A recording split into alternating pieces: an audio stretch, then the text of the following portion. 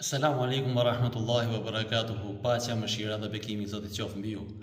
Vëllezër dhe motra, një ndër armët më të forta dhe kryesore tek muslimani është duaja, lutja që bëjmë tek Allahu i Madhëruar. Një ditë pejgamberi, paqja dhe mëshira e Zotit qoftë mbi te, u thot sahabeve: kur të luteni tek Zoti, lutuni me dua të parefuzuar. Ja Rasulullah, kush është duaja e parefuzuar? Ajo dua e cila bëhet pa gjunahe, thot pejgamberi alayhi salatu wassalam. Ja Rasulullah, të gjithë jemi me gjunahe, e si mund të bëjmë ne dua pa gjunahe tek Allahu i Madhëruar? Atëherë pejgamberi alayhi salatu wassalam thot: bëni dua për njëri tjetrin.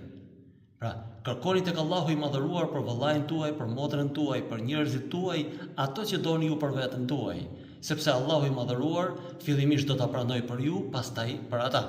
E kur bëni dua për vllahun tuaj apo për motrën tuaj, Allahu nuk i merr parasysh gjunahet që keni bërë ju, sepse duaja nuk është për veten tuaj, por është për dikë tjetër.